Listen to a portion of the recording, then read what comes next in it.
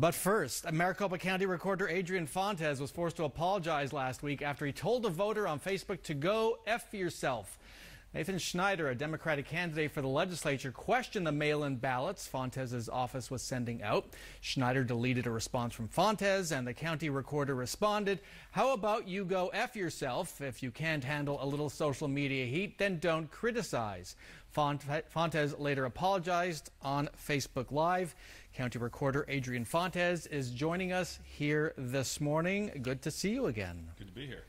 You delivered a 5-minute apology on Facebook Live. You apologized to everyone except Nathan Schneider.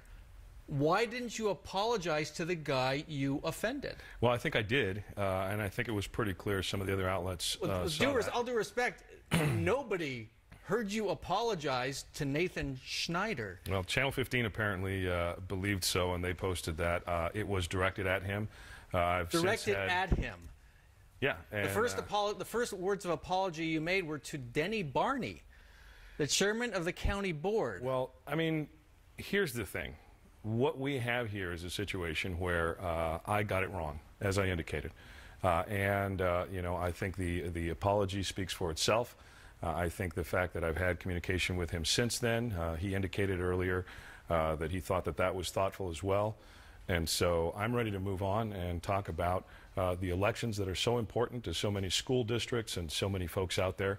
We mailed out about 1 million ballots to Maricopa County voters, and it's the work of the office, I think, that folks really want to focus on.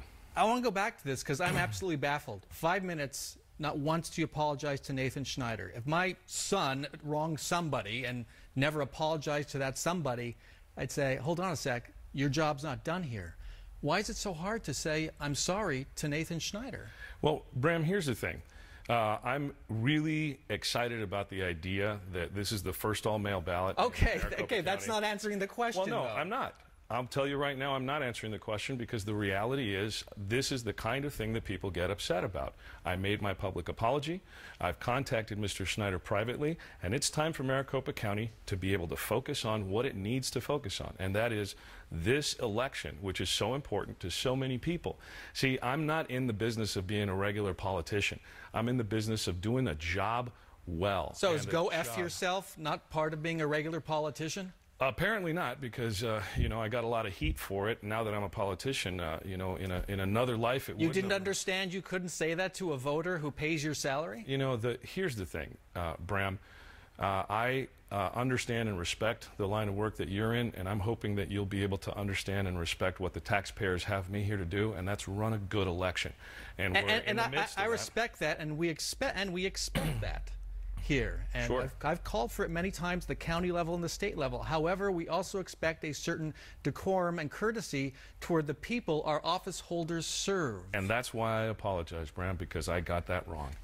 I got it wrong, and I've apologized publicly to the public. I apologize to the county-wide folks who, you know, we rise and fall as a team, as I indicated. I apologize to my family and my friends and my supporters. And, you know, it's time that we move on. This is two politicians who end up getting a little bit crossways, and we've got an election to run. And I think folks get a little tired of this personality spat stuff that you guys want to make a bigger deal out of than it is. And you can be critical, and you should. That's your job. But right now, you know, we see what's happened to the tone of our politics, and yeah, and I don't at some point you have to draw a line. And here's right. No. And here's where here's where I'm drawing the line. I want to move on and do my job. I have apologized publicly. My apology was sincere. It was heartfelt. I've seen and heard, I even read during the apology some of the words that folks put out there. And it's still weighing heavily on me. But I really do believe that the folks out there are a little bit tired of just going back and forth with the back and forth, and they want to see their government officials doing a good job. This kind of thing is probably laying off social media like that. That's fair. That's perfectly fair. And I can tell you, I remain baffled, but that's just let's move on to the mail-in election. It is the first ever for Maricopa County. The traditional election day is Tuesday. Yes. Coming up on Tuesday. Last day to vote. Right. If I haven't mailed my ballot, where can I drop it off? And if I don't have a ballot, where can I get one? Okay, so we've got 27 ballot centers open all over Maricopa County.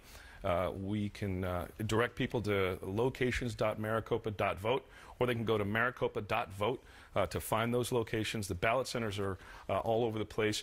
If you have a spoiled ballot, if you didn't get a ballot, or if you need a replacement for whatever other reason, you can go there. We will print a custom ballot for you with our new ballot on demand system.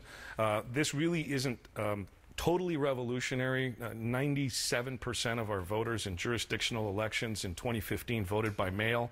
So it's really only the ballot on demand system that's different, not so much the mail-in. But you're right, this is the first time that all of the jurisdictions in the entire county decided to go with a mail-in ballot. Traditionally, it's just the vast majority of them.